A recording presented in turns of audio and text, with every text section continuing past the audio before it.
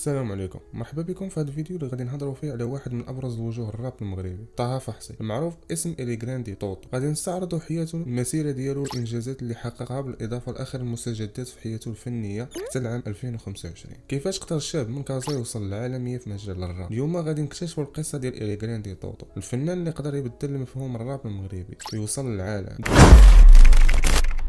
تزاد طه فحصي في 3 غشت 1996 في كازا. الام ديالو كانت خدامه في البنك، والاب ديالو كان جندي في البحريه. من الصغر كان عنده شغف بالموسيقى، خصوصا الراب، حيث كانت العمه ديالو اللي ساكنه في فرنسا كترسل ليه الالبومات ديال الراب الفرنسي، وهذا ساعدو باش يطور الذوق الموسيقى ديالو. في سن 11 عام بدا كيكتب الكلمات ديالو مستلهم من الحياه اليوميه والتجارب الشخصيه. 2016 قرر طه يدخل لعالم الموسيقى تحت اسم إلي جراندي طوطو. بسرعه لفت الانتباه بالاسلوب المختلف ومزج اللغات في الاغاني ديالو. 2017 خرج الاغنيه بابلو واللي حققت نجاح كبير وخلته يكون معروف في الساحه الفنيه المغربيه. من بعد 2018 خرج اول بي ديالو بعنوان إليسي، واللي عزز المكانه ديالو كفنان صاعد بقوه. استمر إلي جراندي طوطو في تحقيق انجازات. 2020 كان الفنان العربي الثامن الاكثر استماعا في منطقه الشرق الاوسط وشمال افريقيا على منصه، والاغنيه ديالو هورس سيري كانت السابعه الاكثر استماعا في نفس المنصه. في نفس العام ربح جائزه افضل فنان هيب هوب الراب في حفل African Entertainment Awards USA. في مارس 2021 الالبوم الاول ديالو كاميليون تصنف ما بين افضل 6 البومات في العالم على سبوتيفاي، انجاز غير مسبوق لاي فنان عربي. 2021 دخل لائحه فوربس ديال نجوم الموسيقى في العالم العربي اللي كتضم 50 فنان ناجح في 2021. في نفس العام كان الفنان العربي الاكثر استماعا في منطقه الشرق الاوسط وشمال افريقيا على سبوتيفاي. 2020 إلي جراندي طوطو فقد الام ديالو، وهذا الشيء اثر عليه بزاف. تكريما ليها خرج اغنيه مغير في 5 يناير 2021، واللي دابا هي اكثر مشاهده في القناه ديالو على يوتيوب، اكثر من 83 مليون مشاهده. في 12 ماي 2022 خلال حفل مغاربه في كازا توصل بشهاده مسيه على التعاون ديالو مع المغني النيجيري سيكاي ريميكس لاغنيه لوف وانتيتي، حيث تفوقت على 15 مليون استماع من الحسابات المميزه في فرنسا، وهذا الشيء خلاه يكون اول فنان مغربي كيغني بالدارجه وكيحقق شهاده مسيه في فرنسا. 2023 خرج الالبوم الثاني ديالو 27